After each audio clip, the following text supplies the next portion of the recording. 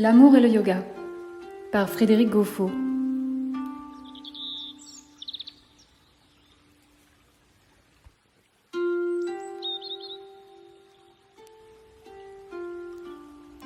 L'état d'amour et l'état d'unité. Tout le monde parle d'amour, mais c'est un terme bien difficile à définir. Cela tient, je pense, à la nature même de l'amour. Il est tellement puissant qu'il peut difficilement se laisser emprisonner dans une définition faite de mots. Comme il faut quand même bien définir de quoi nous parlons, je dirais que l'état d'amour est un état de communion.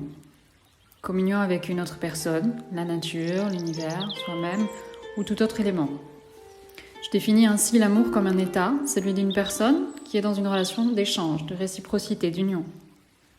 On peut ensuite considérer comme faisant partie de l'amour tout ce qui mène à cet état et tout ce qui y participe. L'amour prend alors diverses formes, diverses modalités, selon les chemins qu'il emprunte. L'amour peut être apaisé, suivant une voie parcourue dans la joie et le lâcher-prise. Par ailleurs, l'amour peut être possessif, amour perverti, mêlé de souffrance. La passion peut pointer le bout de son nez, magnifique dans le lâcher-prise, catastrophique dans l'esprit de possession. En résumé, les formes que peut prendre l'amour sont multiples, et l'on pourrait disserter à souhait à son sujet. Dans le cadre de ce travail, je me centrerai plus particulièrement sur la notion d'état d'amour défini en premier lieu, état de communion, état d'union. Observons maintenant le yoga. Qu'avons-nous découvert au fil de ces pages ? Que le yoga mène à l'unité, à la découverte du soi, à l'identification entre son âme personnelle, Atman, et l'âme universelle, Brahman. En résumé, le yoga nous mène à un état de fusion avec l'univers. Rien qu'en rapprochant les définitions de l'état d'amour et de l'état d'unité, nous pouvons voir qu'il y a des fortes similitudes. Ainsi, le yoga nous mène à une communion avec l'univers, tout comme l'amour. État d'unité, état d'amour, ce sont là des mots différents pour exprimer le même sentiment d'être relié à un grand tout auquel nous participons. Centrons notre propos sur le yoga et voyons comment celui-ci mène à l'amour. Je vais suivre 4 pistes. La démarche du yoga, la connaissance apportée par le yoga, la pratique du yoga et les caractéristiques du yogi sur la voie de la réalisation. La démarche du yoga. Prenons un cas assez général. L'élève yogi est au départ de son parcours souvent identifié à son ego et sujet à de multiples tensions physiques, psychologiques. Il est par ailleurs généralement à la recherche d'un mieux-être. Par le yoga, il va aborder un processus de transformation de son être. Le yoga va lui apprendre à se centrer. Il va lui faire découvrir que c'est au fond de lui que réside son Atman. Il va l'inciter à se prendre en charge. À ce titre, le yoga est une démarche purement personnelle. Par le yoga, l'élève entame donc un travail sur lui-même. Là, on peut dire qu'il y a similarité dans les démarches du yoga et de l'amour. Commencer par soi avant de s'ouvrir aux autres. Mais il n'y a pas similarité qu'au niveau de cette démarche. On peut faire un parallélisme entre la manière dont nous parvenons à l'unité par le yoga et le processus qui mène à l'amour universel. La connaissance apportée par le yoga. Une notion importante en yoga, c'est la notion de discernement. Au fur et à mesure de son évolution, le yogi va développer celle-ci. Grâce au discernement, le yogi développe une vision plus claire du monde qui l'entoure et de lui-même. Pour ce qui est du monde extérieur, il y aura une meilleure adéquation entre la façon dont le yogi se la représente et la réalité de celui-ci. Pour ce qui est de lui-même, le yogi va accéder à une meilleure connaissance de sa personne. Il va découvrir ses capacités, ses limites, et cela de différents niveaux. Au niveau de sa relation à autrui, au niveau de ses aptitudes personnelles, au niveau de son corps. Se connaître est essentiel pour s'aimer. Je dirais même que c'est la première étape. Il faut d'abord se connaître pour ensuite s'accepter, s'apprécier. Accepter ses limites, apprécier son être, magnifiquement vivant. Le yoga, en favorisant la compréhension que le yogi a de lui-même, va donc le prendre par la main et l'emmener sur le chemin de l'amour. Mais il y a aussi la compréhension du monde extérieur que le yoga favorise. Et de celle-ci découle un fait remarquable, le yogi verra diminuer ses peurs, les peurs que le monde extérieur suscite en lui. C'est pas que le yogi vive dans la peur, mais l'inconnu est toujours à l'origine de peur. Et d'une certaine manière, le monde extérieur est source d'inconnu, d'imprévu, d'incompréhension. En affinant sa vision du monde, le yogi va voir ses peurs disparaître progressivement et en conséquence, il se sentira de plus en plus à l'aise dans le monde qui l'entoure. Mais la compréhension du monde extérieur n'est qu'une première étape pour que le yogi aime celui-ci. De même que pour l'amour de soi, par la suite, d'autres suivront, accepter le monde tel qu'il est, ne pas le juger.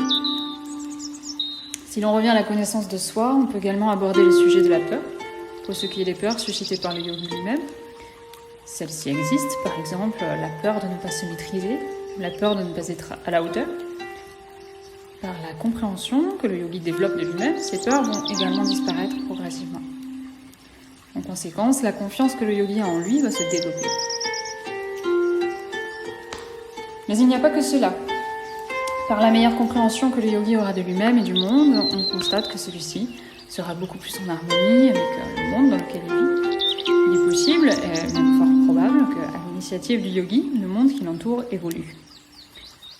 Le yogi va donc redéfinir ses choix de vie en fonction de la connaissance et de la compréhension qu'il a développée, ce qui aura des conséquences sur le monde qui l'environne. Le yogi évoluera aussi de manière de plus en plus fluide par rapport à son environnement et sera de plus en plus en communion avec celui-ci, tout comme avec lui-même. Et c'est alors que peut se développer la connaissance intuitive du yoga, abordant le fondement de notre nature. Le yogi pourra comprendre que fondamentalement, tout élément découle de la même essence. Celle-ci, l'Atman, Brahman, le Soi, ou tout autre nom qu'on y prête, comme nous l'avons vu, ne peut être abordée dans le champ de la connaissance rationnelle. Mais lorsqu'elle est découverte, le sentiment d'union avec tout élément est extrêmement puissant. Toute peur a alors disparu, et le yogi est en profonde union avec lui-même. Dans autrui, il ne voit que des évolutions différentes de la même essence.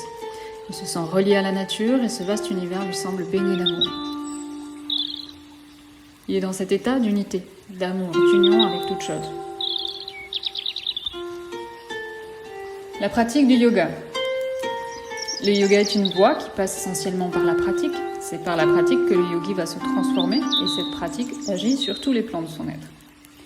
Considérons les 3 plans, les 3 couches suivantes, le corps, la respiration et le mental. Le yogi va mener à un apaisement des tensions au niveau de chacun d'eux et à une plus grande maîtrise de ceci, toujours dans un esprit de lâcher prise. Par le yoga, le corps se transforme, s'assouplit, des blocages se lèvent, des tensions disparaissent. Le yogi développe une plus grande compréhension de cette matière à laquelle il est relié. Il découvre aussi ses limites et apprend à s'accepter. Donc ici, on parle du bien-être physique. Par le travail sur la respiration, le yogi va apaiser celle-ci, la maîtriser, mais surtout la goûter, l'apprécier, et en découvrant le souffle, il va s'ouvrir à un autre champ d'expérience qui est la connexion aux énergies. Enfin, le champ du mental est peut-être le plus vaste. Nous l'avons vu, un début du yoga est que le yogi se libère de ses conditionnements. Par la pratique du yoga, des blocages enfouis dans le psychisme du yogi vont disparaître. Son esprit va devenir plus clair. Il va sortir, comme nous le dit Patanjali, des automatismes du mental pour découvrir un mental apaisé, où les pensées ne sont plus nécessitées, mais bien une possibilité d'expression de celui-ci. Tout ce processus au niveau du corps, de la respiration et du mental, amène le yogi à se situer dans un état où il se trouve au-delà des conditionnements. Cela ne signifie pas que toute structure a disparu. Le yogi est toujours relié à son corps, à sa respiration, à son mental, mais en se situant au-delà de ceci, il a la possibilité de les manier à sa guise, et ce ne sont pas des traces que le passé a laissées en eux qui le conditionnent. Par ce cheminement, le yogi évolue vers une ouverture de plus en plus grande. Son interprétation du monde ne se fait plus en fonction de l'une ou de l'autre structure mentale prédéfinie, mais au contraire, le yogi se situe dans un état où toutes les possibilités sont acceptées. Cet état mène au discernement. En étant capable de toutes les interprétations, le yogi pénètre la réalité profonde du monde. Le processus de purification du yoga mène donc à un état libéré. Dans cet état, le monde n'est pas nié, mais apparaît au contraire dans toute sa majesté. Alors ce monde, le yogi ne peut que l'aimer. Il l'aime car il est en relation intime avec lui et car il sait qu'il n'est qu'une cellule de celui-ci, que les structures qui le composent ne sont qu'une forme prise par son évolution. alors que lui-même, fondamentalement, se situe au-delà de toute structure, centré sur son Atman, Brahman, en fusion avec le fondement de l'univers. Les caractéristiques du yogi sur la voie de la réalisation. Donc pour compléter toutes ces informations, intéressons-nous à certains caractères du yogi qui se trouvent sur la voie de la réalisation. Nous avons vu qu'il développe une meilleure connaissance de lui-même et du monde qui l'entoure. Nous avons vu aussi que par la pratique du yoga, des tensions au niveau de son corps, de sa respiration, de son mental vont se relâcher. Ces faits ont des conséquences notables pour lui. Ainsi, il va ressentir un bien-être physique et psychologique de plus en plus grand. Donc le sourire aura tendance à pointer sur son visage de plus en plus régulièrement. Il va découvrir la notion de contentement, satisfaction quant à l'état de son être, sans demander plus ou autre chose. En résumé, il va évoluer vers un état de paix de plus en plus total, envers lui-même et envers le monde. Et ce sont là les traductions qu'on peut donner au terme de yama, paix avec le monde, et niyama, paix avec soi-même. Ceux-ci constituant les deux premiers membres du yoga de Patanjali. Souvent, ces deux termes, yama et niyama, sont traduits par observance, avec l'idée qu'il y a des règles plus ou moins strictes, selon les interprétations à suivre. Ce point de vue peut être considéré en première approche, mais lorsque le yogi s'approche de l'état d'unité et d'amour, il faut noter qu'il respecte naturellement ces règles. En fin de parcours, les yamas et niyamas sont considérés comme des attitudes développées naturellement par le yogi et sans contrainte aucune, du fait qu'il est en paix avec lui-même et avec le monde. C'est naturellement qu'il ne volera pas, se situera dans un état de vérité, va se modérer ou s'installer dans un état de contentement. Donc que dire d'une personne évoluant de cette manière par rapport à l'amour ? Tout simplement, l'amour qui est enfoui au fond de tout être va avoir tendance à l'envahir, à déborder, ce yogi évoluant dans un état de paix et à se répandre à l'extérieur de lui. Pour conclure, le yoga est donc un processus de transformation totale de l'être.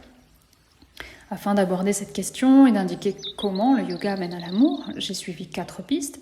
Elles se complètent, se recoupent et forment un tout. Au travers de ces 4 pistes, j'ai voulu exprimer sous forme de mots ce que pouvait être cette évolution que nous offre le yoga.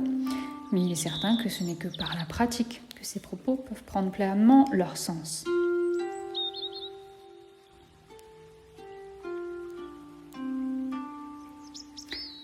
Ceci est personnel, mais selon moi, tous les yogas mènent à l'amour. Et quel que soit le type d'évolution que choisit le yogi, c'est en amour avec son environnement qu'il continuera à évoluer lorsqu'il sera réalisé.